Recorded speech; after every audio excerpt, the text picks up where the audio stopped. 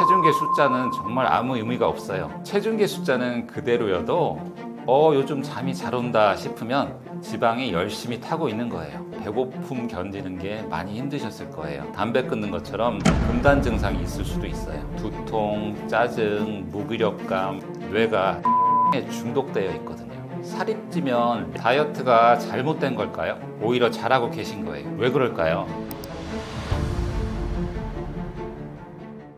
안녕하세요. 저는 유튜브에서 다이어트 건강 채널 식욕닥터 남원장을 운영하고 있고요. 성남에서 다이어트 한의원 대표원장을 맡고 있는 20년차 한의사 남창우입니다. 체중은 변화가 없는데 살이 빠질 때 오는 신호. 체력이 변한다는데 정확히 어떤 건가요? 다이어트 시작하고 나서 2, 3주 차에 이런 생각하신 적 있으실 거예요. 왜 이렇게 피곤하지? 뭐 잘못하고 있나? 우리 몸은 원래 변화를 싫어해요. 그걸 항상성이라고 하죠. 피로라는 건 우리 몸의 불만을 말해주는 건데요. 주인아, 왜 이렇게 안 하던 짓을 하니? 밥도 적게 먹고 안 하던 운동도 하고. 이럴 때 우리 몸은 단계적으로 변하는데요. 1주에서 3주 차를 피로기라고 하고요. 몸이 저항하는 시기고요. 4주에서 6주 차는 몸이 적응하면서 균형을 찾아가는 시기고요. 7주 이후에는 활력기라고 해서 새로운 체질로 다시 태어나는 거죠. 먼저 피로기에 일어난 현상들을 좀 설명해 드릴게요. 이때는 아침에 일어나기가 더 힘들어요. 알람 맞춰도 계속 5분 더 하고 3분 더 하고 많이 해보셨죠? 오늘 아침에도 하셨나요? 오후 3시쯤 되면 또 눈꺼풀이 천근만근이고 커피가 자꾸 생각나죠. 다이어트가 잘못된 걸까요? 아닙니다. 오히려 잘하고 계신 거예요. 우리 몸이 지금까지 들어오던 칼로리가 줄어들면서 뭔가 비상 상태인가? 굶어 죽는 거 아닌가? 하면서 에너지 절약 모드로 가고 있는 거예요. 핸드폰 쓸 때 배터리가 10% 정도 남으면 핸드폰이 절전 모드로 바뀌잖아요. 우리 몸도 그런 거예요. 기초 대사율도 좀 낮추고 안 써도 되는 에너지는 줄이려고 하니까 피곤하죠. 자, 다이어트 초기에 살짝 피곤하게 느껴지는 건 당연한 겁니다. 두 번째, 적응기에 들어가면 슬슬 변화가 나타나는데요. 몸이 이게 새로운 노멀이구나 받아들이기 시작하는 거예요. 피로감이 서서히 줄어들고 몸이 가벼운 느낌이 조금씩 들기 시작하죠. 아침에 일어날 때도 전보다 훨씬 수월해질 거예요. 이게 근본적으로 어디서 시작되냐면요. 미토콘드리아라고 들어보셨죠? 우리 몸에서 에너지를 내는 세포의 발전소인데요. 이 친구들이 더 효율적으로 일하기 시작하는 거예요. 적게 먹어도 우리 몸이 더 많은 에너지를 만들어내기 시작하는 거예요. 그리고 세 번째, 활력기에 들어서면 본격적으로 몸이 달라졌구나 느껴져요. 체중은 똑같은데 계단 오르는 게 편해지고 쇼핑하고 와도 덜 힘들고. 쇼핑은 원래 안 힘든가요? 제가 남자라서 그런가? 오후 3시 넘어가도 졸리지 않고요. 더 적게 먹었는데 뭔가 에너제틱해지는 거예요. 왜 그럴까요? 체중은 그대로인데 체성분이 바뀌었기 때문이에요. 지방은 줄고 근육이 늘어나면서 기초 대사량이 올라가죠. 근육은 가만히 있어도 에너지를 소비하는 녀석인데요. 같은 체중이어도 근육이 많으면 더 많은 에너지를 만들어내고 활력이 넘치게 돼요. 그런데 3주가 지나도 계속 피곤하다. 그러면 한번 체크는 해보셔야 돼요. 기초 대사량 이하로 극단적으로 식사를 줄이면 그런 경우가 있고요. 또 뇌가 활동하려면 포도당이 충분히 필요한데 탄수화물을 아예 끊으면 너무 피곤해요. 그리고 제가 늘 강조하는 두 가지, 단백질은 체중에 맞게 충분히 드시고 계신지, 그리고 잠은 7시간 이상 충분히 주무시는지. 체중계 숫자는 정말 아무 의미가 없어요. 굳이 숫자를 보시려면 체지방 숫자 변동만 보시고요. 지금까지 말씀드린 몸이 보내는 신호를 잘 들어보세요. 피곤함도 과정이고 그 과정을 거쳐야 몸이 바뀌고 체질도 바뀝니다. 살이 빠지기 시작하면 잠도 잘 오게 된다는데 사실인가요? 과체중이신 분들이 잠자는데 어려움을 겪는 경우가 많아요. 반대로 적정 체중을 찾아가면서 잠잘 때 느꼈던 불편함이 없어지고요. 그래서 살이 빠지면 잠을 잘 잔다고 느껴지는 분들이 많을 거예요. 코를 심하게 고는 분 때문에 잠 못 주무신 분들이 있으시죠. 체중이 많이 나가시는 분들이 그런 경우가 많은데요. 살이 찌면 왜 코골이가 심해질까요? 단순히 목에 살이 쪄서 목이 답답해서가 아니에요. 여기서 중요한 개념이 나옵니다. 바로 염증이에요. 비만 상태에서는 몸에 염증 물질들이 많이 돌아다니죠. 특히 이 내장 지방이 문제인데, 내장 지방은 그냥 기름 덩어리가 아니라 염증 물질을 뿜어내는 공장이에요. 24시간 풀 가동하는 화학 공장이라고 생각하시면 돼요. 이 염증 물질들이 뭘 하냐면 우리 뇌의 수면 중추를 망가뜨려요. 옆집 강아지가 밤새 멍멍 짖는 것처럼 뇌의 수면 중추가 계속 깨어 있는 거죠. 뇌에는 송과체라는 기관이 있는데요. 여기서 멜라토닌이라는 수면 호르몬을 만들어요. 그런데 염증 물질들이 이 멜라토닌 만드는 걸 방해해요. 더 심각한 건 염증 물질들이 뇌의 시상하부라는 것도 건드려요. 이 시상하부는 우리 몸의 체온, 호르몬, 수면 리듬 같이 웬만한 건 다 조절하는 종합 컨트롤 타워예요. 그래서 정말 중요한데요. 여기가 고장나면 수면 패턴이 완전히 엉망이 되는 거죠. 그런데 체중이 줄면서 이게 해결되는 거예요. 특히 내장 지방이 줄어들면서 이 염증 공장이 멈추기 시작하고 뇌가 조용해집니다. 깊은 잠을 잘 수 있게 되는 거죠. 실제로 체중이 5% 정도만 줄어도 수면의 질이 현저히 좋아져요. 코골이가 줄어들고 수면 무호흡증이 개선되고 아침에 일어날 때면 잘 잤다 하는 날이 많아지죠. 이런 결과들을 실제로 보여주는 연구 하나를 소개해 드릴게요. 2022년에 존스 홉킨스 대학 연구팀이 발표한 건데요. 체중을 10% 감량한 사람들 중에 무려 70%가 수면의 질이 개선됐다고 해요. 특히 잠들기까지 걸리는 시간이 평균 23분에서 12분으로 줄었어요. 거의 반토막이 난 거죠. 그럼 살이 빠지면 왜 잠을 잘 자게 되는 걸까요? 먼저 목 주변에 지방이 줄어들면서 기도가 넓어져요. 숨쉬기가 편해지는 거죠. 둘째로는 복부 지방이 줄어들면서 횡격막이 편하게 움직일 수 있어요. 깊은 호흡이 가능해지는 거죠. 셋째로 이게 정말 중요한데요. 호르몬 균형이 회복돼요. 렙틴과 그렐린이라는 호르몬 들어보셨나요? 렙틴은 포만감을, 그렐린은 배고픔을 느끼게 하는 호르몬인데요. 이 둘이 수면과도 밀접한 관련이 있어요. 잠을 못 자면 포만감 호르몬인 렙틴이 줄고 배고픔 호르몬인 그렐린이 증가해서 배가 더 고프게 느껴지고 식욕 조절이 어려워져요. 그런데 살이 빠지면서 이 호르몬들이 정상화되면서 밤에 먹느라 늦게 자는 일 자체도 줄고 늦게 먹고 부대껴서 깨는 일도 없겠죠. 편안하게 잘 수 있게 되는 거죠. 살이 빠졌는데 오히려 잠이 안 와요. 이런 분들도 가끔 있으신데요. 이런 분들은 먼저 커피 드시는 시간을 체크해 보세요. 일단 오후 3시 이전에는 카페인 섭취를 마치세요. 그리고 자기 전에 2시간 이내에는 격한 운동을 하시면 안 되고요. 극단적으로 저탄수화물 식단을 하시면 뇌가 각성 상태로 가는 경우가 있어요. 그런 경우는 탄수화물 섭취를 좀 더 늘려야겠죠. 그리고 마지막으로 스마트폰으로 무한 쇼츠나 릴스를 하시면 잠을 쫓아내는 거예요. 체중계 숫자는 그대로여도 요즘 잠이 잘 온다 싶으면 지방이 열심히 타고 있는 거예요. 몸은 이미 날씬해지고 있습니다. 배고픔이 예전보다 덜 느껴지면 살이 빠지고 있는 신호라고 하던데 이유가 무엇인가요? 살이 빠지고 있을 때 달라지는 큰 변화 중에 하나가 밥때를 지나칠 정도로 배고픔이 덜 느껴지는 거거든요. 예전엔 배고프면 잠시도 참을 수 없어서 막 뭐라도 집어 먹었는데 요즘은 배가 고파도 깜빡 잊고 지나칠 정도로 그냥 참을만 하다. 이런 느낌은 뭐냐면 몸이 에너지를 잘 쓰게 됐다는 증거예요. 먼저 살이 찌면 왜 배고픔이 더 힘들어지는지를 설명해 드릴게요. 자, 우리 몸을 하이브리드 자동차라고 생각해 보세요. 휘발유로도 가고 전기로도 가는 차 있잖아요. 우리 몸도 마찬가지예요. 탄수화물이라는 휘발유와 지방이라는 전기, 이 두 가지 연료를 쓸 수 있어요. 살이 쪘을 때는 탄수화물 연료만 쓸 줄 알아서 탄수화물이 바닥나면 견디기 힘들었죠. 살이 빠지면 탄수화물이 바닥나도 몸속 지방을 태워서 쓸 수 있는 거예요. 휘발유가 바닥나면 전기 배터리로 가는 것처럼요. 다이어트를 하면서 탄수화물을 적절히 줄이고 단백질과 좋은 지방을 늘리면서 우리 몸이 지방도 쓸 수 있구나 깨달은 거죠. 배고픈 게 별로 안 힘들어지는 두 번째 이유는 호르몬 때문인데요. 그렐린과 렙틴 들어보셨죠? 그렐린은 배고픔을 느끼게 하는 호르몬이고 렙틴은 배부름을 느끼게 하는 호르몬이에요. 살이 찌면 렙틴 저항성이 생겨요. 이 저항성이란 얘기는 반응을 안 한다는 거예요. 렙틴이 아무리 배불러 그만 먹어 이렇게 외쳐도 뇌가 못 듣는 거죠.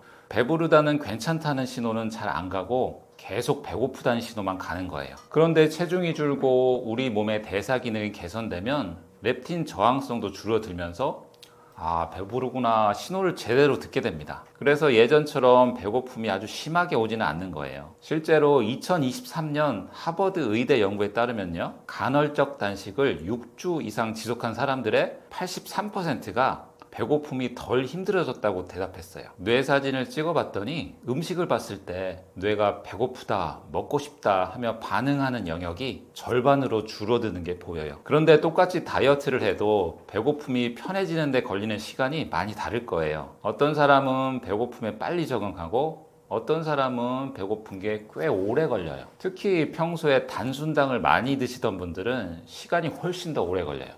단순당 음식은 흰쌀밥, 떡, 과자, 음료수 이런 것들을 말하는데요. 뇌가 설탕에 중독되어 있거든요. 담배 끊는 것처럼 금단 증상이 있을 수도 있어요. 두통, 짜증, 무기력감 이런 건데요. 보통 2주 정도 지나면 사라집니다. 야식 습관이 있던 분들도 배고픔 견디는 게 많이 힘드셨을 거예요. 밤에 위장이 일할 시간인데 하고 위산을 분비하거든요. 이런 분들은 오히려 저녁을 조금 늦게 드시고요. 그래도 8시를 넘기지는 마세요. 마지막으로 스트레스를 먹는 것으로 푸는 분들 많이 힘들어요. 스트레스를 받으면 코티솔이라는 호르몬이 나와서 단 것을 찾게 만들거든요. 이런 분들은 식단 조절도 중요하지만 스트레스 관리에 신경 쓰셔야 배고픔이 많이 줄어들 거예요. 살이 빠지다 보면 점심때가 지났는데도 괜찮네? 이런 날이 생각보다 빨리 올 겁니다. 느긋한 마음으로 기대하면서 내 자신을 믿고요. Keep going 합시다. 체중계 숫자는 그대로인데 입던 옷이 헐렁해졌는데 좋은 신호일까요? 체중계 숫자는 꿈쩍하지 않죠. 그런데 이상하게 입던 옷들이 헐렁해진 것 같고 바지 허리가 넉넉해진 느낌이 들어요. 이게 뭐지 이런 생각들을 하셨죠? 체중은 그대로인데 뭐가 달라진 걸까요? 제가 한 가지 질문을 드려볼게요. 1kg짜리 손뭉치와 1kg짜리 쇳덩어리가 있다면 어느 것이 더 크게 보일까요? 당연히 손뭉치죠. 우리 몸에 지방과 근육도 똑같습니다. 뭐 그 정도까지 차이는 아니어도 같은 1kg이라도 지방은 근육보다 부피가 약 18%가 더 커요. 쉽게 말해서 지방 1kg은 자몽 크기 정도인데 근육 1kg은 야구공 크기 정도예요. 그래서 다이어트 과정에서 부피가 큰 지방이 풍선 쪼그라들듯이 빠지고 근육이 밀가루 반죽 붙듯이 촘촘하게 늘어나면 체중은 그대로인데 몸의 사이즈는 줄어들게 되겠죠. 실제로 부피 차이를 보면요. 체지방 5kg이 근육 5kg으로 바뀌면 허리 둘레는 4에서 6cm 정도 감소하고요. 허벅지 둘레는 3, 4cm, 팔뚝 둘레는 2, 3cm 정도 줄어들어요. 이 정도 오시면 한 사이즈 정도 줄어드는 게 당연하죠. 특히 다이어트 과정에서 근력 운동을 시작하면 이런 현상이 뚜렷해지는데요. 먼저 근육 안에 에너지 저장 창고인 글리코겐이 증가해요. 근데 글리코겐 1g은 물 3g을 끌어당기거든요. 그래서 초반에는 오히려 체중이 살짝 늘어날 수 있어요. 물을 끌어당기니까요. 두 번째로는 근육 섬유가 두꺼워져요. 특히 근력 운동을 하면 금섬유가 비대해지면서 무게가 늘어나죠. 세 번째로는 우리 이 뼈 골밀도가 증가합니다. 운동하면 뼈도 튼튼해지는데 이것도 체중에 영향을 줍니다. 그래서 체지방은 빠졌는데 다른 부분에서 체중이 늘어나면서 체중은 그대로가 되는 거죠. 건강한 체성분 변화를 위한 실전 팁을 알려드릴게요. 첫째, 단백질을 충분히 드세요. 체중 1kg당 1.2g에서 1.5g의 단백질을 드시면 됩니다. 60kg이면 얼마일까요? 하루 72에서 90g입니다. 계란 2개가 12g이고요. 닭가슴살 100g은 단백질 23g, 두부 반모는 10g, 우유 한 잔은 6g의 단백질이 들어있어요. 둘째로 근력 운동을 꼭 하세요. 일주일에 2번에서 3번 정도는 전신 근력 운동을 하시면 됩니다. 스쿼트, 푸시업, 플랭크, 런지 같은 운동은 집에서도 할 수 있잖아요. 셋째로 잠을 푹 주무세요. 최소 몇 시간? 7시간은 주무셔야 돼요. 잠이 부족하면 코티솔이 증가해서 근육이 빠지고 지방이 늘어나요. 체중계 숫자에 너무 연연하지 마세요. 우리가 빼려는 건 체지방이지 체중계 숫자가 아니니까요. 심지어 체중계 숫자가 늘어나도 상관없습니다. 체지방이 줄고 있다면 우리는 충분히 날씬해지고 있으니까요. 다이어트를 시작한 이후 화장실을 자주 가는데 괜찮은 걸까요? 선생님, 이상하게 화장실을 자주 가게 됐어요. 이렇게 물으시면서 몸이 뭔가 잘못된 건 아닌가요? 걱정하시는 다이어트 환자분들이 꽤 있으세요. 오히려 처음 2주에 아주 좋은 현상이에요. 오히려 축하드릴 일이죠. 재밌는 이유가 있는데요. 우리가 음식을 섭취하면 그 음식에서 얻는 에너지를 단기 저장하는 창고와 장기 저장하는 창고가 우리 몸에 있어요. 일시적으로 단기 저장하는 창고가 간과 근육이에요. 간과 근육에 글리코겐이라는 형태로 저장을 하는데요. 이 글리코겐이 특이한 게 뭐냐면 물을 엄청 좋아해요. 스펀지가 물을 빨아들이는 것처럼 글리코겐 1g당 물을 3에서 4g을 꼭 붙들고 있어요. 다이어트를 시작하면 우리 몸이 이렇게 생각합니다. 밥이 평소보다 덜 들어오네? 그럼 비상창고에서 꺼내 쓰자. 그 비상창고가 바로 간이랑 근육에 저장된 글리코겐이에요. 그런데 글리코겐을 분해해서 쓰게 되면 글리코겐에 아까 뭐가 붙어 있다고 그랬죠? 물이 붙어 있는데 물이 같이 빠지는 거예요. 그래서 처음 1, 2주에는 화장실을 자주 가게 되는 거죠. 다이어트 시작하자마자 와, 저 벌써 2kg 빠졌어요 하시는데요. 아쉽게도 사실은 대부분 수분이에요. 그래도 실망하지 마세요. 다행히도 이것도 꼭 필요한 과정입니다. 이 과정을 거쳐야 우리 몸이 이제 진짜 지방을 써야겠구나 깨닫거든요. 집에 있는 현금을 다 쓰고 나면 은행 가서 돈 찾아야 되잖아요. 이거랑 마찬가지예요. 이 시기를 제가 물빼기 단계라고 부르는데요. 보통 1, 2주 정도 지속돼요. 이때 반가운 현상들이 많이 나타나죠. 아침에 일어났을 때 얼굴이 덜 붓게 되는데요. 눈이 커졌네? 하는 분들도 있어요. 사실 눈이 커진 게 아니라 눈꺼풀에 부종이 빠져서 그런 거예요. 3, 4주 차가 되면 찐 변화가 생기는데요. 이제 지방이 빠지기 시작하면서 아침 배변이 좋아져요. 왜 그럴까요? 우리가 다이어트 과정에서 가공식품을 덜 먹게 되니까 장내 유익균들이 늘어나고 섬유질을 잘 섭취하고 있다고 가정을 하면은 장 운동도 좋아지게 되겠죠. 규칙적으로 식사를 하면 장 리듬도 안정되고요. 물론 지금 드리는 말씀은 규칙적이고 건강한 식단을 하고 있을 때 얘기예요. 그리고 또 한 가지는 평소 가스 많이 차고 괴로우셨던 분들, 복부 팽만감과 가스가 줄어들어요. 우리 장에 나쁜 균들이 좋아하는 당분과 가공식품을 줄였으니까요. 뱃속에서 가스를 만드는 나쁜 균들이 먹을 게 없네 하고 굶어 죽는 거예요. 그런데 선생님, 저는 오히려 변비가 생겼어요. 이런 경우도 있습니다. 이런 분들은 가장 먼저 수분 섭취가 부족하진 않은지 살펴보세요. 그리고 지방과 섬유질 섭취를 너무 줄인 게 아닌지도 한번 보세요. 특히 기름기를 너무 제한하면 변비가 생겨요. 많은 분들이 다이어트 하면 무조건 기름기 제로라고 생각하시는데요. 잘못 알고 계신 거예요. 좋은 기름은 살 빼는데도 쾌변에도 아주 도움이 됩니다. 인생이 똥 같을 때가 있지만 똥이 인생 같아서는 안 됩니다. 제가 재밌어 하는 말인데요. 건강한 배변은 건강 다이어트의 신호입니다. 다이어트 시작한 이후로 피부가 좋아진 것 같은 생각이 드는데 기분 탓일까요? 얼굴이 밝아진 느낌이 듭니다. 요즘 피부가 좋아졌네 이 말 들으셨다면 살 빠지는 게 맞습니다. 좋은 차들 엔진 성능이 좋으면 소리도 좋잖아요. 피부가 우리 몸 상태의 거울이죠. 근데 왜 살이 빠지면 피부가 좋아질까요? 먼저 살이 빠지면 염증이 줄어들어요. 살이 찌면 지방 세포에서 염증 물질들이 나와요. 이게 혈관을 돌아다니면서 피부로도 가고요.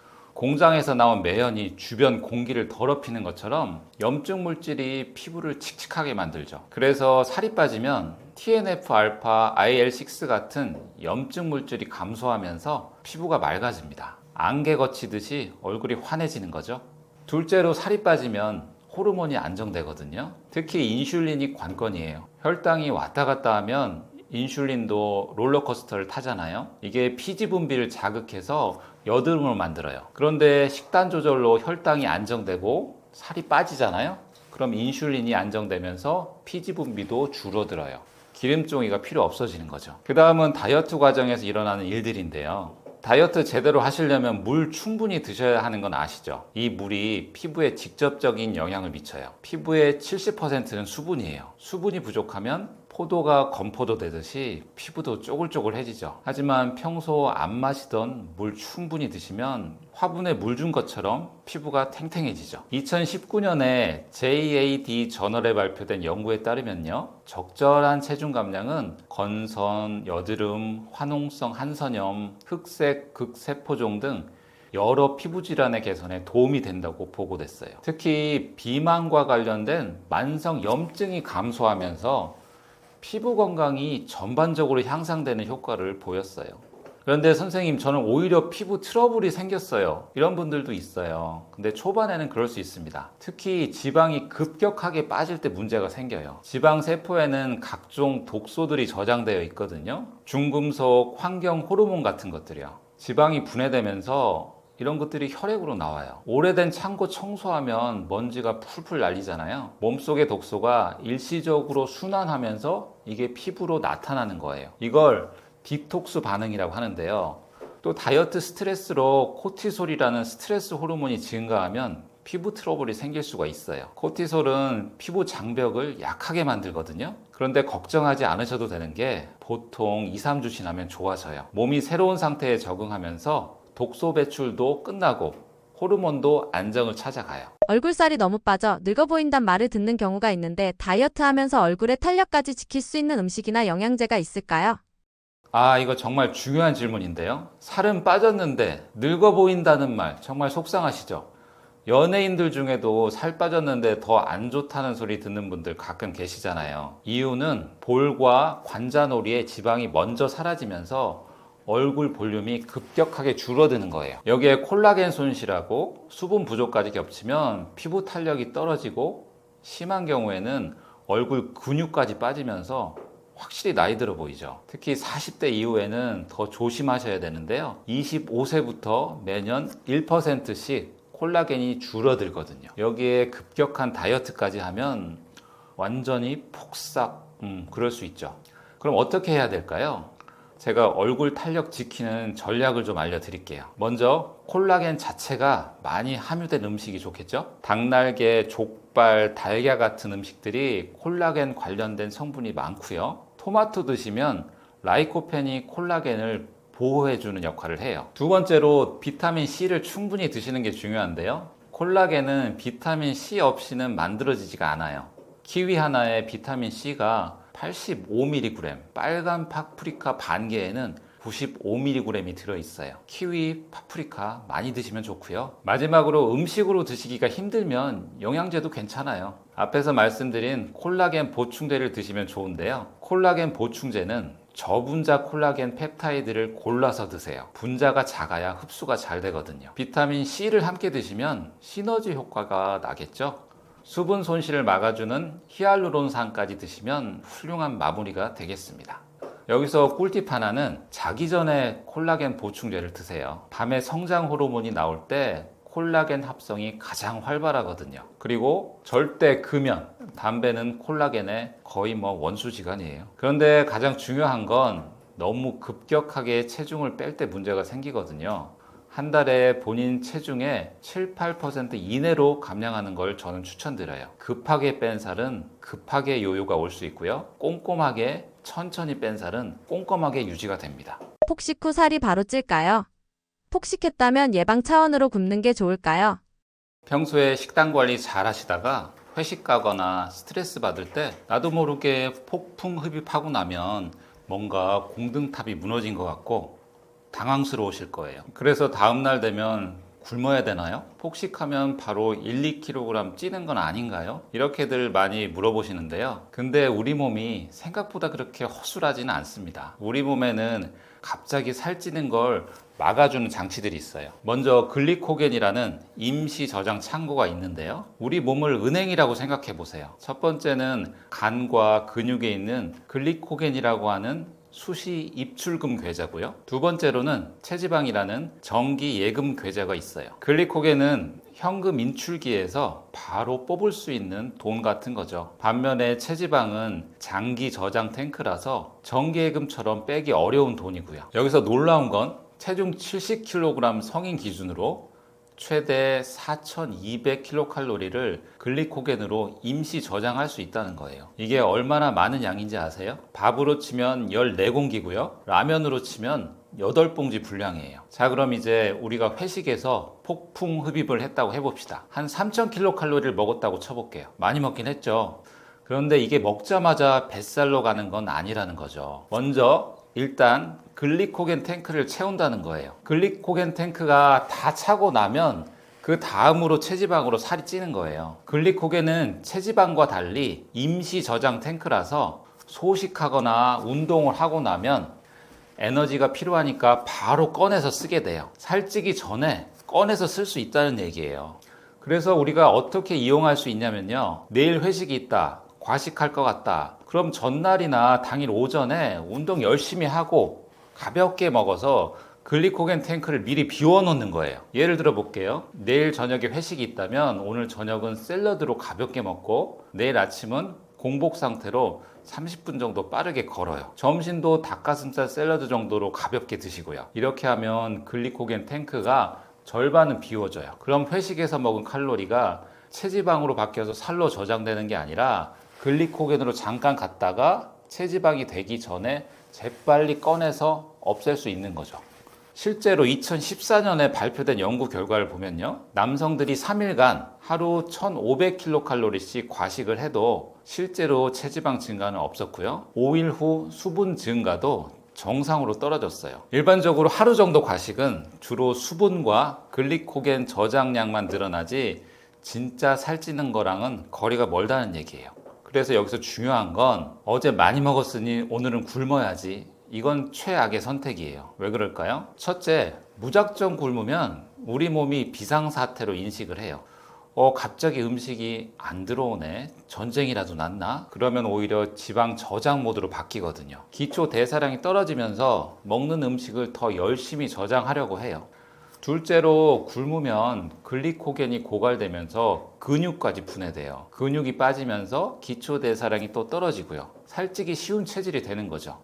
세 번째로 극단적으로 이틀, 3일 굶으면 폭식을 부릅니다. 배고픔을 참다가 결국은 폭발해서 더 많이 먹고 나면 또 굶고 이건 계속 악순환이 되는 거예요.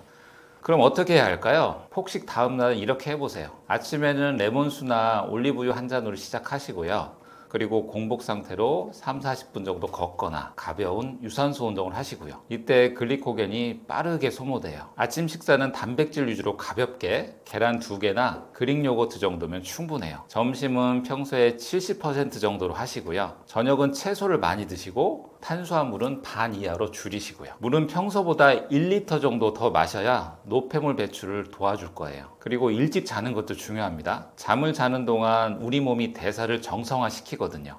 절대로 하지 말아야 될 것도 있어요. 아까 말씀드렸죠? 굶기라는 거는 아무 대책 없이 2-3일 굶는 걸 말하는 거예요. 구토, 설사약, 과도한 운동 이런 건 오히려 요요 현상만 부릅니다.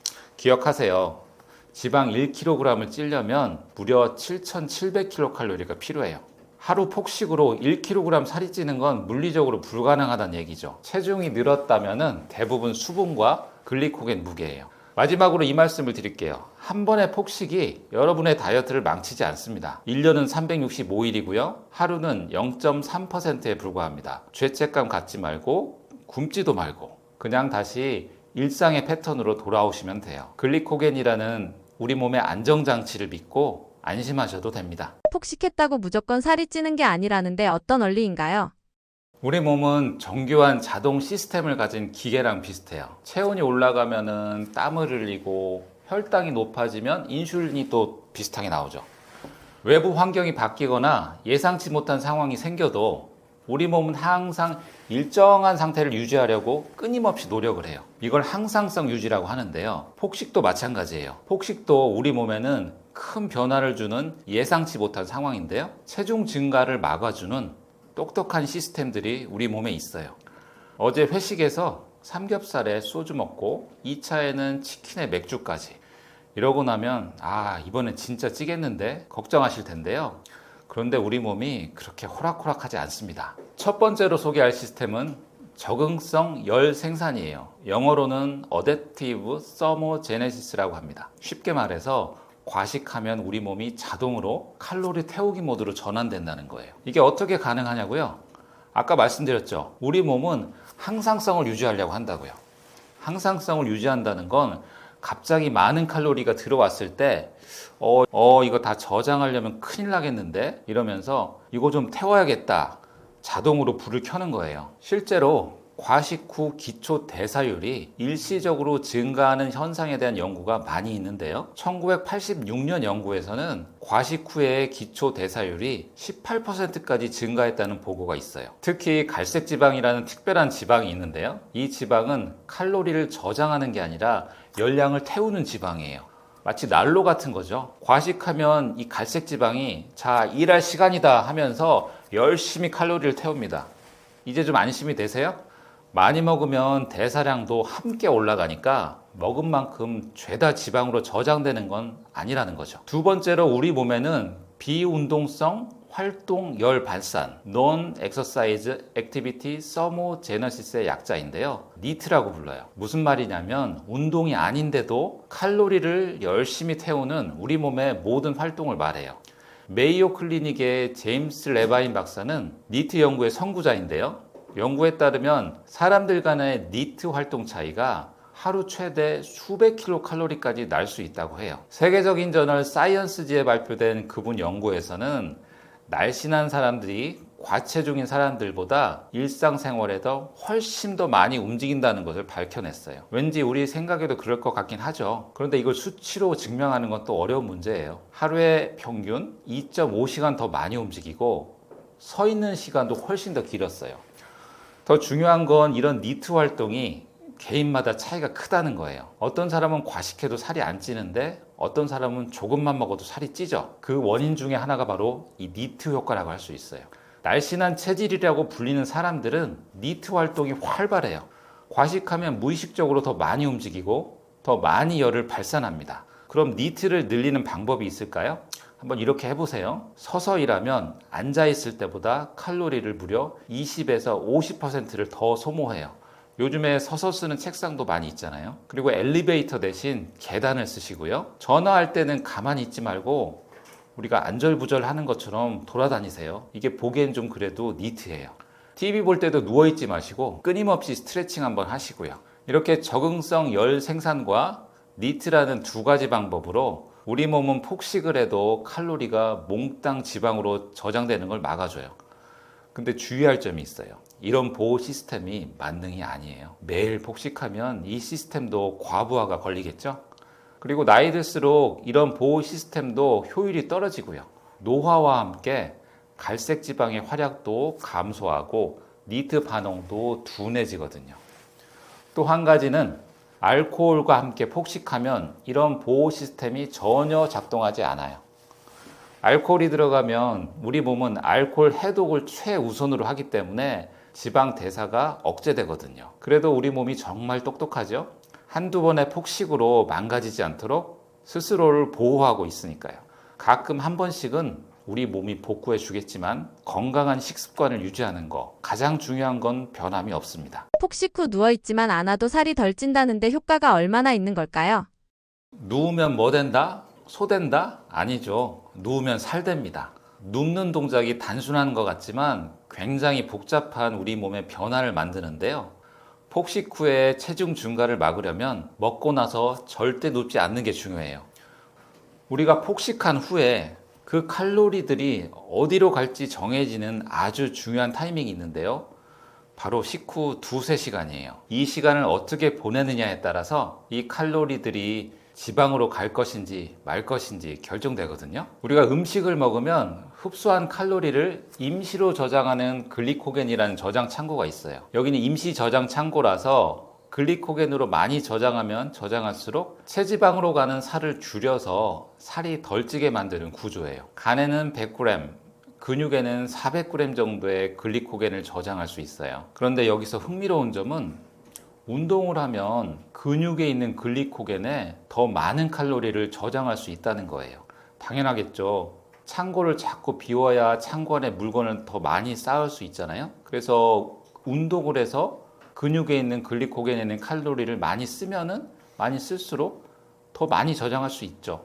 반대로 글리코겐이 가득 찬 근육에서는 포도당이 더 들어갈 데가 없으니까 지방 쪽으로 저장이 돼서 살이 찔 가능성이 높아져요. 그럼 누워있을 때 우리 몸에 어떤 일이 생길까요? 식후에 누워있으면 혈당이 더 높게 오래 유지가 돼요. 누워있으면 근육을 안 쓰니까 근육에 에너지를 쓸 필요가 없죠. 혈관에 있는 당분을 쓸 필요가 없게 되니까 혈관 안에 당이 고스란히 있다 보니까 혈당이 올라가죠. 높은 혈당은 인슐린을 더 많이 분비하게 하고 높은 인슐린은 살을 더 많이 찌게 하는 신호를 보내요. 반대로 실컷 먹고 나서 서 있거나 움직이면 어떻게 될까요? 근육이 에너지를 많이 소모시켜서 가득 차 있던 글리코겐 창고를 비우게 되죠. 포도당들이 글리코겐 창고로 들어오는 거죠. 지방으로 저장될 가능성이 줄어드는 거예요. 가만히 서 있기만 해도 누워 있을 때보다 더 많은 칼로리를 소모합니다. 서 있으면 자세를 유지하기 위해서 여러 근육들이 계속 일을 하거든요. 더 중요한 건 서 있으면 종아리 근육이 계속 수축과 이완을 반복해요. 종아리 근육을 제2의 심장이라고 부르는데요. 혈액순환까지 도와서 포도당이 근육으로 더 잘 들어가게 만들어요. 그럼 얼마나 서 있어야 할까요? 최소 30분. 가능하면 1시간은 서 있거나 가볍게 움직이세요. 꼭 운동을 하라는 게 아니에요. 그냥 일상적인 활동만 해도 충분합니다. 예를 들어서 설거지를 하거나 집안 정리를 하거나 산책하기, 심지어 TV를 서서 보기만 해도 효과가 있어요. 저는 폭식한 다음 날에는 제가 일부러 설거지를 합니다. 아내를 위해서라고 하지만 사실은 제 뱃살을 위해서죠. 식후 걷기는 혈당 유지의 가장 기본 중에 기본인데요. 식후에 15분만 천천히 걸어도 혈당 스파이크를 막아주고 소화도 잘 됩니다. 식후 100보를 걸으면 99세까지 산다고 하는 말들이 다 이유가 있는 거죠. 그런데 여기서 주의하셔야 될 건 너무 격렬한 운동은 오히려 소화를 방해할 수 있어요. 혈액이 근육으로 많이 이동하면서 위장으로 가는 혈액이 줄어들거든요. 가볍게 편안하게 움직이는 게 포인트입니다. 그런데 선생님, 저는 식사 후에 너무 졸려서 못 일어나겠어요 라고 하시는 분들이 있어요. 네, 이해합니다. 식곤증이죠. 하지만 이럴 때일수록 더 일어나야 해요. 누우면 혈당이 더 천천히 내려가고 높은 혈당은 더 많은 인슐린을 부릅니다. 그러다가 혈당이 갑자기 훅 떨어지게 되죠. 이러면 또 졸려요. 악순환이에요. 차라리 의자에 앉아서 살짝 졸더라도 완전히 눕지는 마세요. 상체를 40도 이상만 세우고 있으면 그나마 낫습니다. 이것만 기억하세요. 우리 몸의 근육은 움직일 때 포도당을 받아들여요. 누워있으면 근육이 난 쉬는 중이야 하고 문을 닫아버려요. 하지만 서 있거나 움직이면 이래야 하는구나, 연료를 좀 주세요 하고 문을 활짝 엽니다. 아셨죠? 폭식하고 나면 절대 눕지 말고 서 있거나 걸어 다니세요. 그래야 우리가 먹은 칼로리가 지방이 아닌 글리코겐으로 저장되고 나중에 쉽게 뺄 수 있습니다. 오늘부터 식후 30분 서 있기 챌린지를 한번 해보시면 어떨까요? 폭식 후 간헐적 단식을 하면 살이 덜 찐다고 하는데 단식 후에는 어떤 걸 먹으면 좋을까요? 우리가 먹방 찍듯이 수천 칼로리를 한 번에 섭취해도 사실 우리 몸은 갑자기 들어온 과도한 칼로리를 즉시 지방으로 저장하지는 않죠. 하지만 칼로리가 넘치게 계속 들어오면 결국은 처리 능력을 초과해서 지방으로 쌓이는 거죠. 그래서 폭식 후 빠른 대처가 중요한데요. 가장 좋은 게 바로 16대 8 간헐적 단식입니다. 우선 폭식을 하면 우리 몸에서 어떤 일이 일어날까요? 과도한 음식이 들어오면 혈당이 급격하게 상승하고 췌장에서는 인슐린을 대량 분비합니다. 인슐린은 세포 속으로 당을 집어넣는 호르몬인데요. 혈액 속에 있는 당을 우리 몸 구석구석으로 배달하는 거죠. 인슐린 호르몬의 특징은 과도하게 쏟아져 나오면 이 인슐린이 지방을 합성시키라는 살찌는 명령을 내리기 시작해요. 문제는 인슐린 저항성인데요. 과식이나 폭식이 반복되고 인슐린이 반복적으로 많이 나오다 보면 인슐린이 세포 구석구석에 당을 전달하려고 해도 세포가 그 당을 받아들이지를 못해요. 너무 자주 배달을 하니까 받는 사람이 지친 거죠. 그렇게 되면 혈액 속에 있던 당이 세포로 못 가고 이 혈관 안에 계속 머무르죠. 그게 인슐린 저항성인데요. 혈당은 계속 높은 상태로 유지되고 결국 그 당이 지방으로 전환되면서 살이 찝니다. 이 살찌는 과정을 끊어주는 가장 좋은 게 간헐적 단식이에요. 가장 많이 추천하는 게 16시간이고요. 단식 시간대별로 우리 몸에서 일어나는 변화를 한번 설명해 드려볼게요. 식사 후 4시간까지는 소화 흡수기이고요. 음식물이 포도당으로 분해돼서 혈액으로 들어가고 인슐린이 분비되면서 세포에 당을 공급해요. 남은 당은 1차적으로 간과 근육에 있는 글리코겐 형태로 저장되죠. 4시간에서 8시간이면 혈당이 안정되고 인슐린 수치도 서서히 떨어지기 시작합니다. 이때부터 우리 몸은 저장된 글리코겐을 조금씩 사용하기 시작해요. 8시간에서 12시간이면 간에 저장된 글리코겐이 거의 소진이 돼요. 드디어 우리 몸이 지방을 에너지원으로 사용할 준비를 하는 거죠. 성장 호르몬도 서서히 분비되기 시작하는데요. 12시간에서 16시간, 이 구간이 황금 시간대예요. 인슐린 수치는 충분히 낮아져 있고 지방 분해가 본격적으로 시작되죠. 케톤체라는 물질이 생성되기 시작하는데요. 이건 지방이 분해될 때 나오는 부산물인데 뇌에 아주 중요한 역할을 해요. 또한 이 시간대에 오토파지가 활성화돼요. 2016년에 노벨상을 받은 오스미 교수가 밝힌 이 현상은요, 세포가 손상된 단백질과 노폐물을 청소하는 과정이에요. 16시간에서 24시간이 되면 오토파지가 더욱 활발해지고 염증 수치가 감소합니다.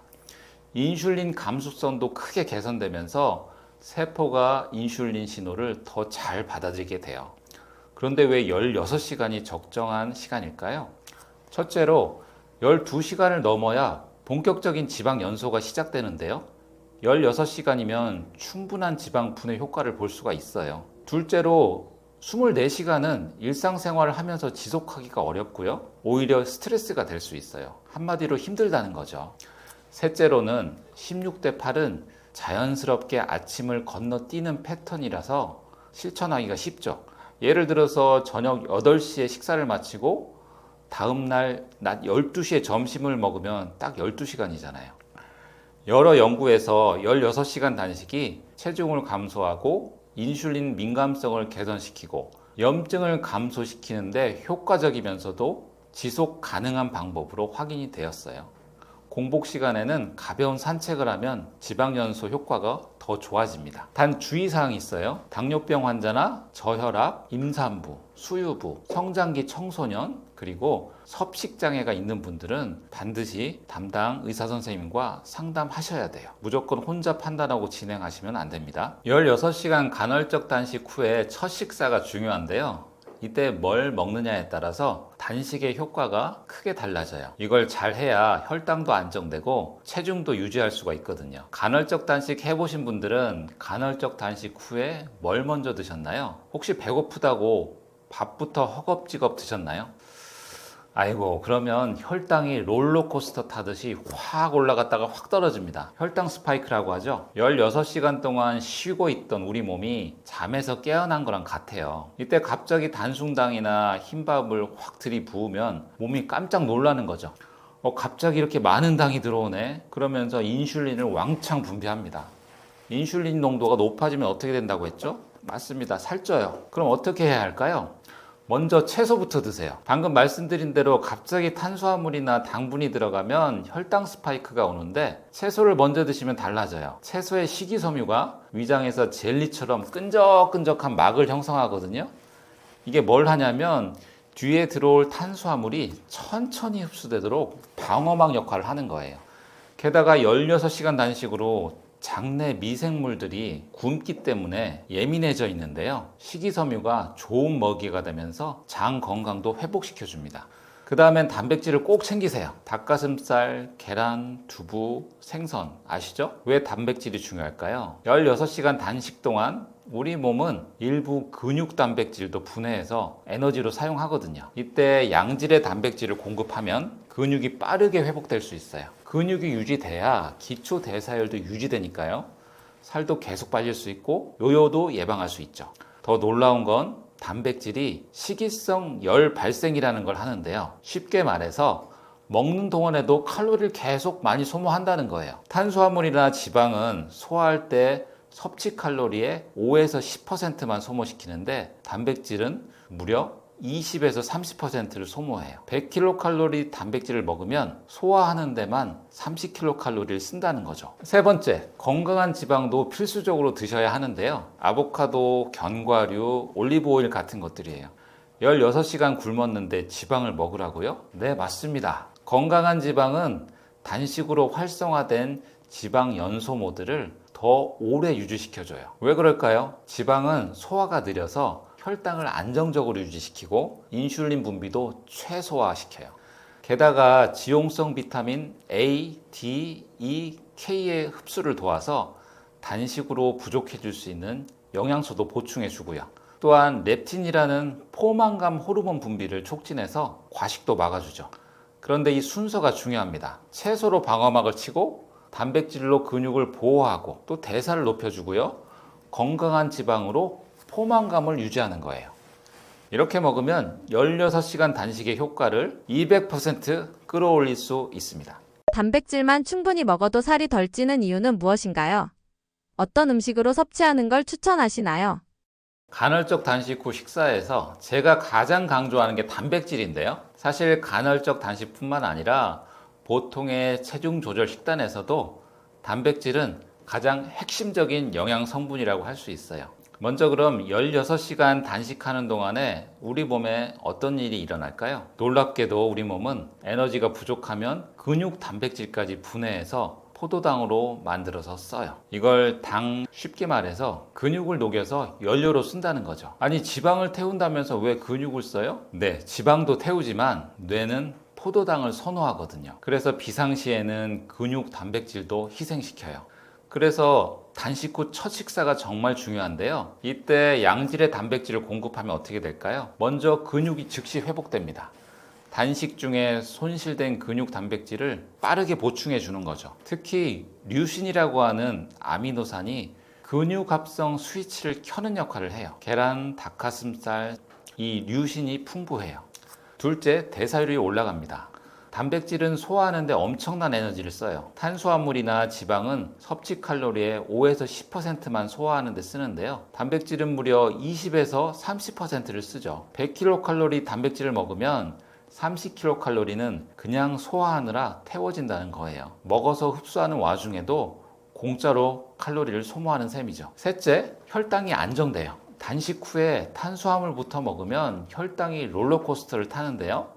단백질을 먼저 먹으면 혈당 상승이 완만해져요. 인슐린도 적당히 분비되죠. 이게 왜 중요하냐면요. 혈당이 급하게 오르내리면 또다시 배가 고파지고 과식으로 이어지거든요. 특히나 단식 후에는 과식 위험이 높아져서 조심해야 되죠.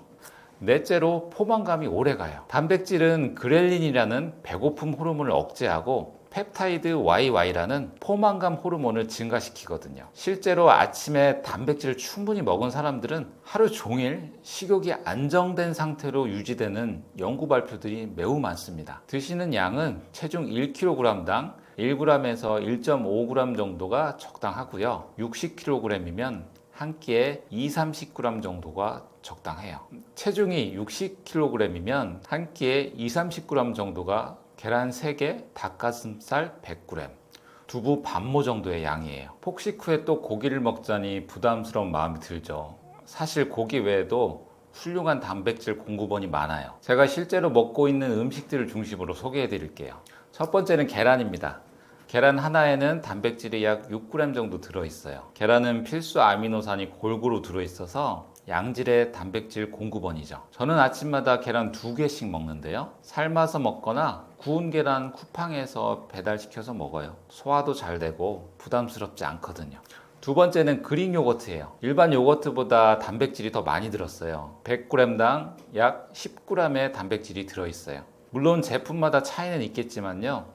유산균까지 들어있어서 장 건강에도 도움이 되죠. 폭식으로 장이 예민해져 있을 때 특히 좋습니다. 세 번째, 두부입니다. 두부 100g에는 단백질이 8에서 10g 정도 들어있는데요. 소화도 잘 되고 콜레스테롤 걱정도 없어서 특히 중장년층에 좋죠. 연두부로 드시면 더욱 부드럽게 넘어갑니다. 네 번째는 콩류예요. 검은콩, 렌틸콩, 병아리콩 뭐 다 좋아요. 이런 콩들은 단백질뿐만 아니라 식이섬유도 풍부해서 혈당 조절에도 아주 도움이 돼요. 다만 콩은 제대로 푹 익혀서 드셔야 돼요. 소화가 좀 안 될 수 있거든요. 다섯 번째는 견과류예요. 아몬드 한 줌에는 단백질이 6g 정도, 호두에는 4에서 5g 정도 들어있어요. 하지만 칼로리가 높으니까 양은 적당히 드셔야 돼요. 여섯 번째는 키노아. 키노아 아시나요? 남미에서 온 곡물인데요. 다른 곡물과 달리 필수 아미노산이 골고루 들어있어요. 삶은 퀴노아 한 컵에 단백질이 8g 정도 들어있거든요. 밥 대신 드시면 좋습니다. 일곱 번째는 치즈류죠. 지방은 적고 단백질이 많아요. 100g에 단백질이 11g 정도 들어있어요. 다만 나트륨도 들어있으니까요. 적당히 드시는 게 좋겠어요. 육류가 아닌 단백질, 대표적인 것들만 리스트해도 이렇게 많습니다. 폭식 후에 단백질 좀 먹어야겠다 하실 때 꼭 고기가 아니어도 됩니다. 지금 소개한 식품들로도 충분해요. 조리도 필요 없고 쉽게 먹을 수 있는 음식들이 많으니까요. 오늘부터 냉장고에 계란, 두부, 그릭 요거트, 그리고 견과류 꼭 채워 놓으세요. 그럼 폭식 후에도 걱정 없으실 겁니다. 폭식 후 확실하게 지방을 녹이는 운동 방법 추천해 주세요. 식이 조절 말고도 폭식 후에 지방을 확실히 녹여주는 방법이 있는데요. 바로 중강도 운동이에요. 중강도 운동을 30분에서 45분 정도 하시면 도움이 됩니다. 그런데 왜 하필 중강도 운동일까요? 격렬한 고강도 운동이 더 좋지 않을까 생각하실 텐데요. 운동 강도에 따라서 우리 몸이 사용하는 에너지원이 달라요. 중강도 운동을 하면 지방을 많이 태우고요. 그래서 중강도 운동을 지방 연소 구간이라고 해요. 고강도 운동을 하면 탄수화물을 연료로 써요. 중강도 운동은 약간 숨이 차지만 대화는 할 수 있는 정도예요. 빠르게 걷거나 가벼운 조깅, 자전거 타기 이 정도 강도죠. 운동하면 섭취한 당분들이 지방으로 저장되지 않고 근육의 글리코겐으로 저장될 가능성이 높아져요. 글리코겐에 저장이 되면 살로 안 가고 에너지로 써서 없앨 수 있거든요. 중강도 운동을 하면 근육으로 가는 특급 배송이 시작되는 거죠. 그런데 어떤 분들은 이렇게 물어요. 선생님, 운동하면 더 배고파지지 않나요? 운동하고 나서 더 많이 먹게 되면 소용이 없잖아요. 네, 좋은 질문입니다. 많은 연구에 따르면 적당한 강도의 운동이 오히려 식욕을 조절하는 호르몬에 좋은 영향을 줄 수 있다고 해요. 중강도 운동 후에는 식욕이 늘기보다는 오히려 식욕이 안정된다는 거죠. 그럼 언제 운동하는 게 좋을까요? 식사 직후보다는 어느 정도 소화가 진행된 후가 좋습니다. 개인차가 있지만 보통 식후 1시간에서 2시간 정도 후면 무리가 없어요. 빠르게 걷기가 가장 무난해요. 30분 동안 빠르게 걸으면 약간 숨이 차면서도 옆 사람과 대화할 수 있는 정도죠. 집에서 실내 자전거나 러닝머신이 있다면 더 좋고요. 수영도 훌륭한 중강도 운동이에요. 중요한 건 본인 체력에 맞게 꾸준히 하는 거예요. 무리해서 고강도 운동을 하다가 지치면 오히려 역효과가 날 수 있어요. 운동 강도를 판단하는 간단한 방법이 있습니다. 운동하면서 대화할 수 있으면 중강도, 한두 마디 겨우 할 수 있으면 고강도, 편하게 할 수 있으면 저강도 운동이라고 보시면 돼요. 천천히 먹기만 해도 다이어트에 도움이 될까요? 밥 한 끼 드시면 보통 얼마나 걸리시나요? 5분? 10분? 3분 컵라면보다 빨리 드시는 분들도 계시죠. 대부분 10분 이내로 후다닥 드시는데요. 이게 바로 뱃살의 주범입니다. 우리 몸은 호르몬의 지배를 받죠. 우리 뇌가 배부르다 신호를 받으려면 최소 20분이 필요해요. 포만감을 느끼게 하는 렙틴이라는 호르몬이 위에서 뇌까지 가는데 20분이나 걸린다는 거죠. 근데 10분 만에 밥을 다 먹어버리면 뇌는 여전히 더 먹어 하고 신호를 보내는 거죠. 그래서 배부른데도 디저트가 들어가고 커피에 조각 케이크까지 먹는 거죠. 급하게 한 번에 많이 들어온 음식 때문에 혈당이 치솟으면요, 췌장에서 인슐린이 폭발적으로 나오고, 이렇게 인슐린이 정상보다 과도하게 나오면 인슐린이 세포들에게 당을 지방으로 저장해서 살을 찌워라 하는 신호들을 보내게 돼요. 특히 내장 주변의 지방 세포들이 이 인슐린에 민감하거든요. 그래서 내장 지방이 살을 더 많이 찌게 만드는 거죠. 여기에 급하게 먹으면서 스트레스까지 더해지면 스트레스 호르몬인 코티솔이 분비되는데요. 내장 지방을 더 많이 만드는 악순환이 되는 거예요. 2018년 일본 규슈대학 연구팀이 BMJ 오픈에 발표한 논문이 있어요. 무려 5만 9천여 명을 6년간 추적 관찰한 대규모 연구인데요. 느리게 먹는 사람이 빠르게 먹는 사람보다 비만 위험이 42%나 낮았어요. 특히 내장 지방과 허리둘레가 확연히 차이가 났다고 해요. 더 놀라운 건요, 천천히 먹기만 해도 같은 양을 먹더라도 칼로리 흡수가 10% 정도 줄었어요. 이게 바로 DIT라고 하는 식이유발 열 생산이라는 건데요. 천천히 씹으면 에너지를 더 많이 소비한다는 거죠. 똑같이 먹어도 공짜로 칼로리를 태우는 셈이에요. 천천히 먹기 가장 쉬운 방법은 숟가락 젓가락 내려놓기예요. 한 입 먹을 때마다 젓가락을 테이블에 내려놓으면 자연스럽게 속도 조절이 되거든요. 그 다음에는 음식의 색깔, 향기, 맛, 식감을 미식가처럼 하나하나 음미해 보세요. 몇 년 전이지만 수요 미식회 많이들 보셨죠? 내가 거기 출연한 연예인이다 생각하시고 음식 품평을 해보세요. 이게 바로 마인드풀 식사법이라고 하는 건데요. 특히 씹는 소리에 귀 기울여 보세요.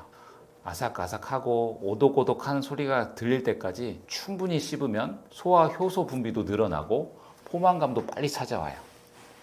결국 음식을 먹는 게 아니라 경험하는 마음으로 접근하면 자연스럽게 속도도 줄고 살도 빠지고 음식 본연의 맛도 느낄 수 있어요. 일석삼조죠. 천천히 먹으면 천천히 늙습니다. 이건 제가 늘 하는 말인데요.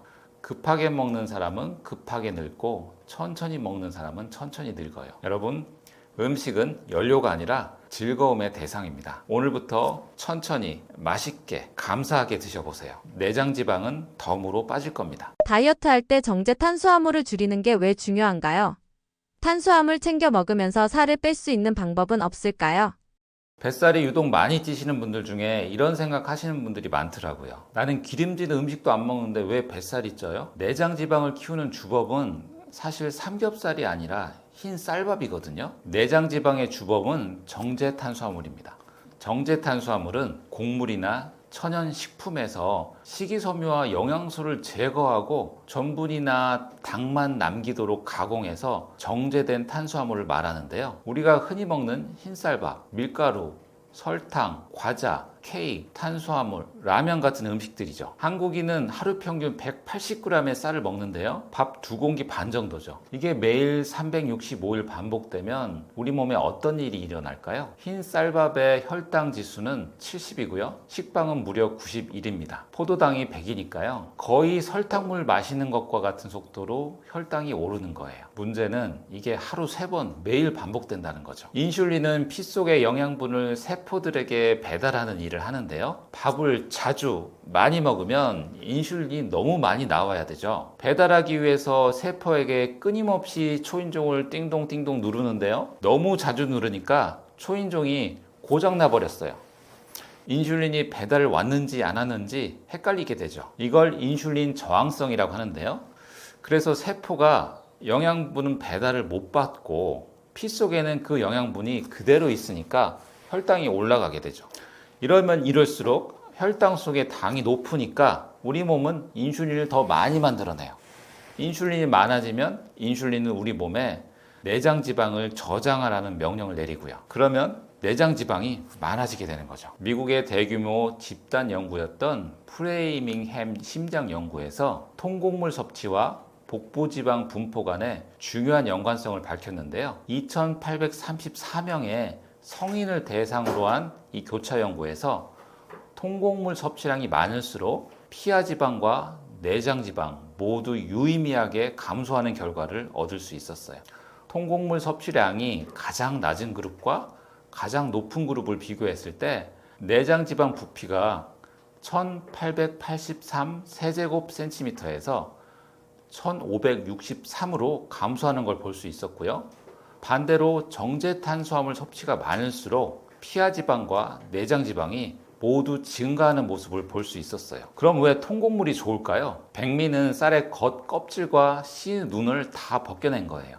영양소의 60-70%를 버린 거나 마찬가지죠. 반면에 현미, 보리, 귀리는 섬유질, 비타민 B군, 미네랄이 그대로 살아있어서 혈당을 천천히 올립니다. 근데 현미밥은 까끌까끌해서 압니다. 처음엔 모래 씹는 것 같죠? 하지만 2주만 참아보세요.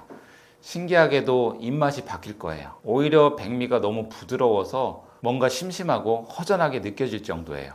부담되시면 첫 주에는 백미 70%, 현미 30%로 시작하세요. 둘째 주는 반반으로, 셋째 주는 현미를 늘려보세요. 이렇게 점진적으로 바꾸면 누구나 성공할 수 있습니다. 정제 탄수화물을 통곡물로 바꾸면 혈당이 안정되고 포만감이 오래가면서 간식 생각도 안 날 거예요. 내장 지방은 서서히 빠지기 시작합니다. 오늘 저녁부터 시작해보는 건 어떨까요? 12시간 공복을 유지하기만 해도 저절로 살이 빠진다는데 구체적으로 어떻게 하는 건가요? 내장 지방을 태우는 가장 효율적인 방법 중에 하나가 간헐적 단식인데요. 16시간 간헐적 단식이 대세죠. 저도 매주 한 번 이상은 하는데요.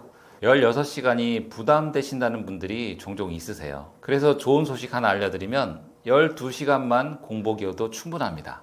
2019년 카보 박사팀이 발표한 간헐적 단식 리뷰 논문이 있는데요. 12시간에서 14시간 공복만으로도 우리 몸은 당만 꺼내 쓰는 체질에서 지방을 꺼내 쓰는 체질로 바뀐다는 거예요.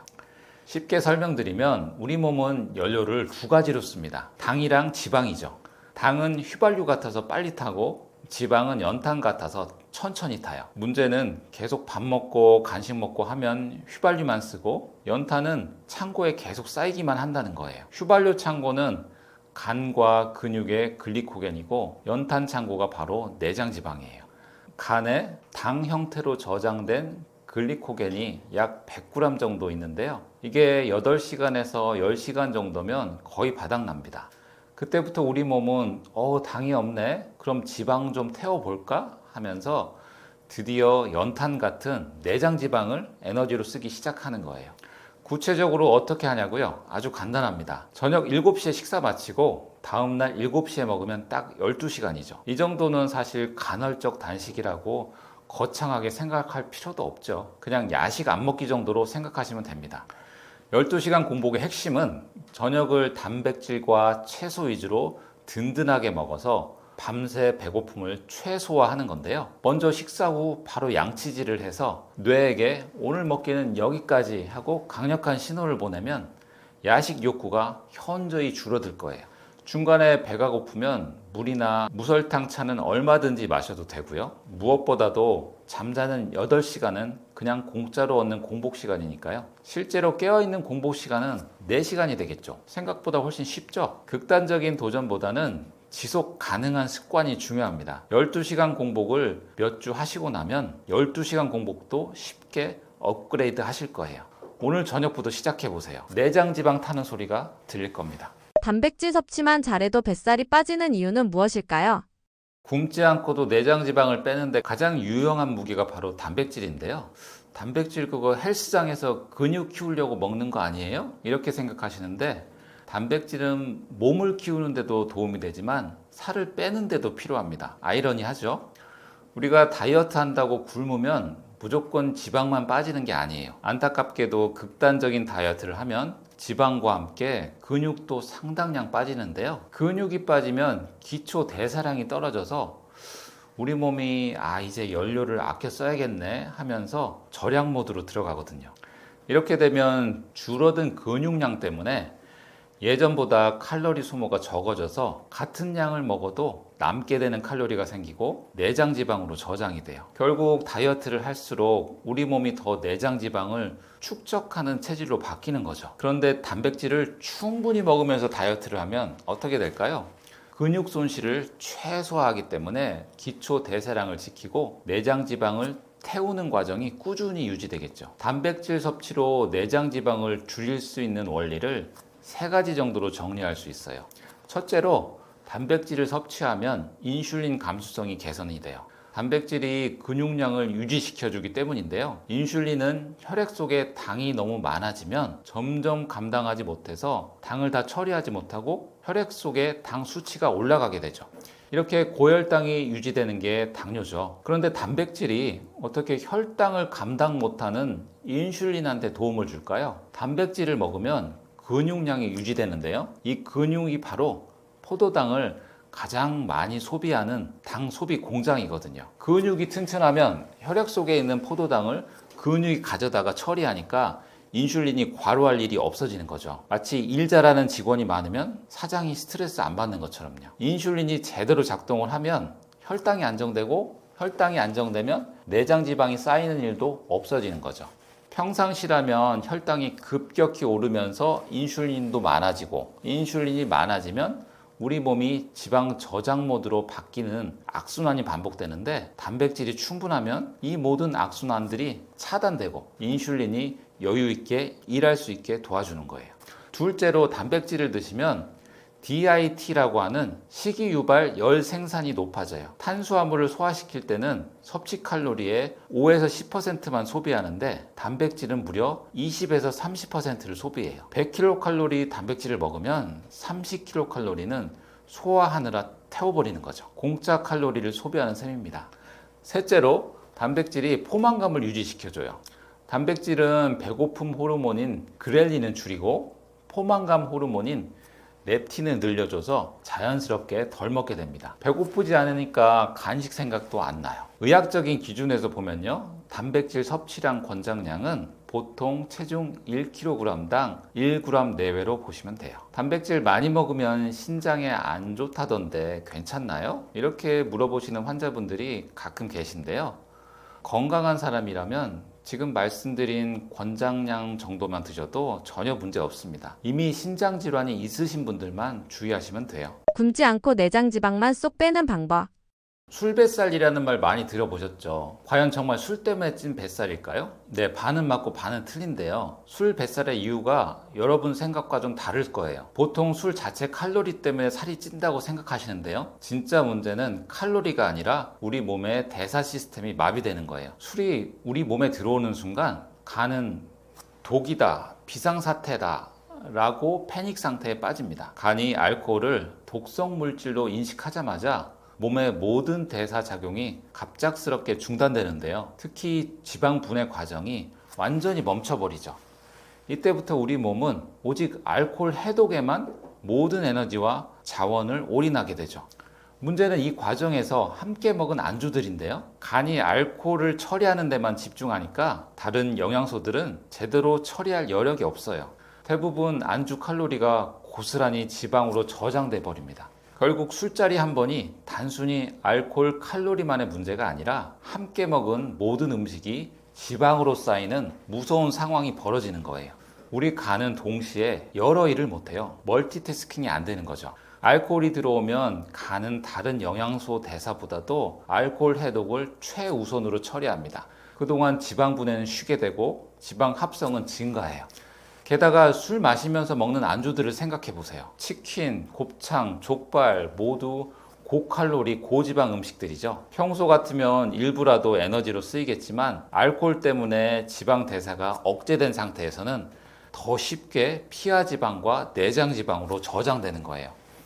특히 맥주가 더 문제인데요. 맥주는 알코올 플러스 탄수화물의 조합이거든요. 소주나 위스키는 증류주라 탄수화물이 거의 없는데 맥주는 한 잔에 10에서 15g의 당질이 들어있어요. 술 마시면서 액체 탄수화물을 같이 먹는 셈이죠. 내장 지방을 빼고 싶다면 당연히 금주가 최우선이지만 현실적으로 어려우시면 최소한 이렇게라도 드셔야 돼요. 우선 맥주보다는 소주나 위스키 같은 증류수를 선택하세요. 액체 탄수화물까지 함께 마실 필요는 없으니까요. 안주는 절대 치킨이나 튀김류가 아닌 단백질과 채소 위주로 선택하시고요. 특히 술 마시기 전에는 단백질을 미리 먹어서 간의 알코올 흡수 속도를 늦춰주는 것이 중요해요. 또 술과 물을 1대1 비율로 번갈아 마시면서 속도를 조절하시고요.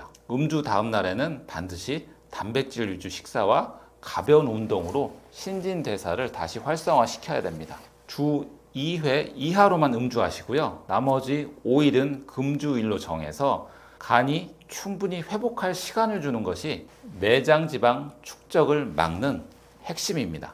매일 헬스장 안 가도 집에서 살을 뺄 수 있는 방법이 있다고 하셨는데 어떤 방법인가요? 뱃살 빼려면 매일 한두 시간 땀 뻘뻘 흘리면서 운동해야 하나요? 많은 분들이 이렇게 생각하시는데요. 꼭 그렇게 각 잡고 대단한 결심을 해야 되는 건 아닙니다. 오히려 가까운 곳에 정답이 있어요. 계단 오르기 참 좋습니다. 운동보다 신체 활동이 더 중요한 건데요. 왜냐하면 대부분 사람들이 규칙적인 운동을 시간 내서 지속하기가 쉽지 않잖아요. 그런데 일상생활에서 활동은 누구나 실천할 수 있고 장기적으로 지속 가능하다는 장점이 있어요. 계단 오르기가 최고의 운동인 이유는 말씀드린 지속 가능성에 있습니다. 헬스장 가느라 시간을 따로 낼 필요도 없고 매일 자연스럽게 할 수 있잖아요. 이동하면서 동시에 운동까지 완료되는 거죠. 시간 효율이 최고죠. 자신의 체중을 중력을 거슬러 끌어올리는 강도 있는 운동이라서 칼로리 소모량도 많고요. 특히 엉덩이와 허벅지 같은 하체 대근육들을 총동원해서 움직이기 때문에 근육 강화와 지방 연소 효과가 동시에 나타나죠. 너무 좋죠? 이제 여러분들이 할 일은 엘리베이터 대신 망설임 없이 계단을 선택하는 거, 그거 하나입니다. 계단 오르기는 특히 내장 지방에 효과적인데요. 왜냐하면 큰 근육을 사용하는 운동이 내장 지방을 더 잘 태우거든요. 계단 10층을 오르면 약 25에서 40kcal가 소모되는데요. 빠른 걷기 3에서 5분하고 비슷한 효과가 나요. 일상 활동을 통해서 칼로리 소모를 늘리는 가장 좋은 방법은 사실 차 안 갖고 다니고 대중교통 이용하는 건데요. 지하철역 계단, 버스 정류장 걷기, 이것만으로도 활동량이 정말 많이 늘어나요. 저도 1년 전부터 차를 안 갖고 다니기 시작했는데요. 하루 무조건 1시간은 걷게 되더라고요. 따로 운동할 시간 낼 수 없는 분들에게는 이것만큼 좋은 게 없더라고요. 물론 집이나 직장에서 엘리베이터 이용 안 하고 계단으로 다니는 건 기본이고요. 무릎이 안 좋은데 어떡하죠 하시는 분들은 실내 자전거가 아무래도 좋겠고요. 중요한 건 특별한 운동이 아니라 일상의 움직임을 늘리는 거예요. 현대인의 문제는 너무 많이 앉아 있는 거잖아요. 하루 8시간 이상 앉아 있으면 대사증후군 위험이 크게 증가합니다. 매일 계단을 오르고 조금 더 걷고 자주 일어서고 이런 것들이 쌓이게 되면은 내장 지방 빼는데 정말 큰 도움이 될 거예요. 오늘부터 엘리베이터 버튼 누르기 전에 한 번 더 생각해 보세요. 이 계단 오르는 것이 내 뱃살을 빼주는 무료 헬스장이구나. 일상이 운동이 되도록 만들어 보세요. 운동도 하고 식단도 잘하는데 살이 안 빠지는 이유가 있을까요? 잠을 잘 자는 걸 강조하셨는데 잠의 비중이 그렇게 높은가요? 운동도 하고 식단 조절도 하는데 왜 뱃살이 안 빠질까요? 이런 분들 상담하다 보면 대부분 원인이 호르몬 불균형에서 오는 경우가 많아요. 여러분, 내장 지방을 늘리는 2가지 호르몬 문제가 있는데요. 첫째는 성호르몬 감소예요. 남자는 테스토스테론, 여자는 에스트로겐이 줄어들면서 내장 지방이 쌓이기 시작해요. 40대 이후 뱃살이 나오는 가장 큰 이유예요. 두 번째로는 스트레스 호르몬인 코티솔의 증가인데요. 이게 진짜 문제인 게 코티솔이 높으면 아무리 운동해도 뱃살이 잘 안 빠져요. 이 두 호르몬을 동시에 조절하는 방법이 있습니다. 바로 충분한 수면인데요. 수많은 연구에서 수면 부족과 비만의 강력한 상관관계가 확인되었어요. 잠이 부족하면 살이 찐다는 거죠. 수면 부족이 내장 지방을 늘리는 과정은 마치 도미노처럼 연쇄적으로 일어나는데요. 잠이 부족하면 우선 스트레스 호르몬인 코티솔이 급격히 증가하고요. 코티솔은 복부에 지방이 쌓이게 하는 명령을 내리죠. 동시에 테스토스테론과 에스트로겐과 같은 성 호르몬은 감소해서 근육량이 줄어들고 지방이 늘어나는 악순환이 시작되고요. 더 심각한 건 잠을 못 자면 식욕 조절 호르몬까지 엉망이 되는 점인데요. 포만감을 주는 렙틴은 줄어들고 배고픔을 유발하는 그렐린은 증가해서 계속 뭔가 먹고 싶게 되는 거죠.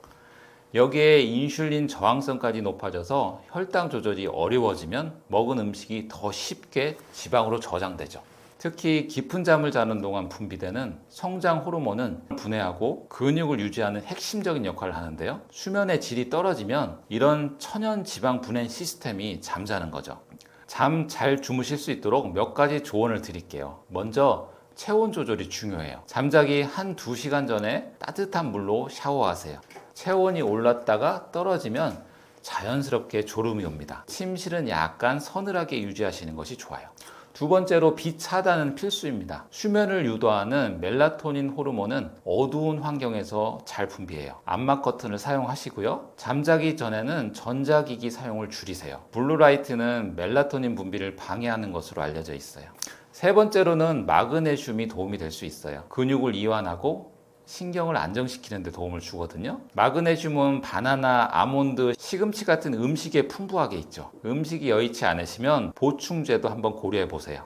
네 번째로 규칙적인 수면 패턴을 만드세요. 가장 중요한 부분인데요. 매일 비슷한 시간에 자고 일어나는 것이 중요합니다.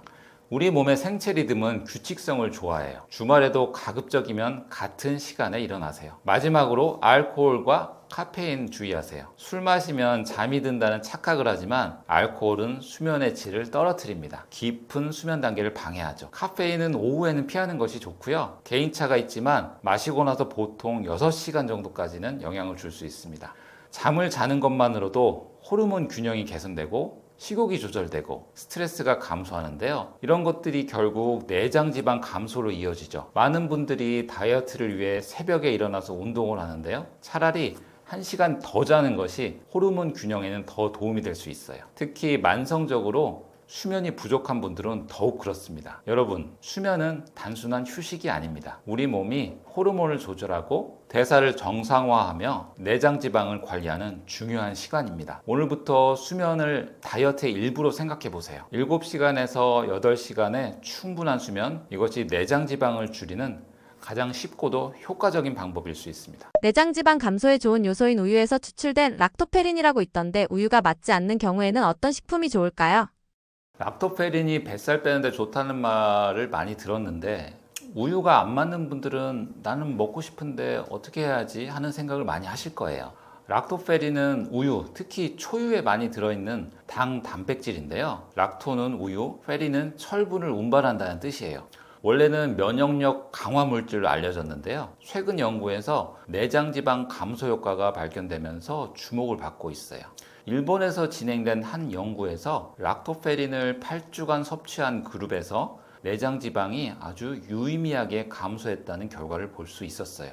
락토페린이 지방 세포가 늘어나는 걸 막아주고 지방 분해를 촉진하는 것으로 보고되고 있는데요. 그런데 문제는 한국인의 75%가 유당 불내증이 있다는 거예요. 우유 마시면 배가 꾸르르 화장실 직행하는 이런 분들 많으시죠. 이게 유당 불내증인데요. 그래서 대안을 안내해 드려 볼게요. 우유 대신 내장 지방에 좋은 식품들이에요. 락토페린 대신 내장 지방 빼는데 도움되는 식품들을 설명해 드릴게요. 먼저 발효 유제품이 있겠는데요. 요거트가 있어요. 발효 과정에서 유당이 분해되면서 소화가 쉬워져요. 특히 그릭 요거트는 단백질도 풍부하고 프로바이오틱스도 들어있어서 장 건강과 대사 개선에 도움이 돼요. 락토페린은 적지만 다른 유익한 성분들이 풍부해요. 두 번째로 녹차의 EGCG 성분인데요. 락토페린과 비슷하게 지방 대사를 돕는 성분이에요. 하루 두세 잔 녹차는 내장 지방 감소에 큰 도움이 된다는 수많은 연구 논문들이 있어요. 카테킨이 또 지방 연소를 촉진하죠. 세 번째는 김치, 청국장, 낫또 같은 콩 발효 식품도 있는데요. 식물성 단백질이 풍부하고 발효 과정에서 생긴 유익균과 효소들이 대사 개선에 도움을 줍니다. 특히 낫또에 나토키나제는 혈액순환 개선에 효과가 있어요. 네 번째는 어디 가든 빠지지 않는 오메가3입니다. 고등어, 연어, 정어리 같은 등푸른 생선의 오메가3는 염증을 줄이고 인슐린 감수성을 개선해서 내장 지방 감소에 큰 도움이 됩니다. 마지막으로 사과의 펙틴 성분인데요. 수용성 식이섬유인 펙틴은 지방 흡수를 억제하고 포만감을 줘서 체중 관리에 도움이 돼요. 하루 사과 한 개, 의사 만날 일 없다는 속담이 있어요. 괜히 있는 말이 아니죠. 락토페린 보충제는 어떨까요? 물어보시는데요. 시중에 락토페린 보충제들이 나와 있는데 우유에서 추출한 것들이지만 유당은 제거되어 있어서 유당 불내증이 있어도 섭취 가능한 경우가 많아요. 다만 개인차가 있으니까 소량부터 시작해 보세요. 중요한 건 락토페린이든 아니든 마법의 약은 없다는 거예요. 내장 지방 감소의 기본은 여전히 균형 잡힌 식단과 규칙적인 운동, 충분한 수면입니다. 우유가 맞고 안 맞고 락토페린을 먹고 안 먹고가 중요한 게 아니고요. 다양한 대한 식품들로도 충분히 내장 지방을 관리할 수 있습니다. 중요한 건 꾸준함입니다. 오늘부터 하나씩 실천해 보세요. 다이어트를 한다, 체질 개선을 한다, 이런 것들을 숙제처럼 생각하시는데요. 사실 식단이나 운동이나 습관 개선이나 이런 것들이 결국은 나를 행복하게 하기 위해서 하는 거잖아요. 숙제가 되고 통제가 되면 나와의 관계가 멀어집니다. 나를 사랑하는 마음으로 내 몸에 좋은 음식을 드시고 나를 아끼는 마음으로 운동을 하셔야 사실 다이어트가 나를 행복하게 할 거예요.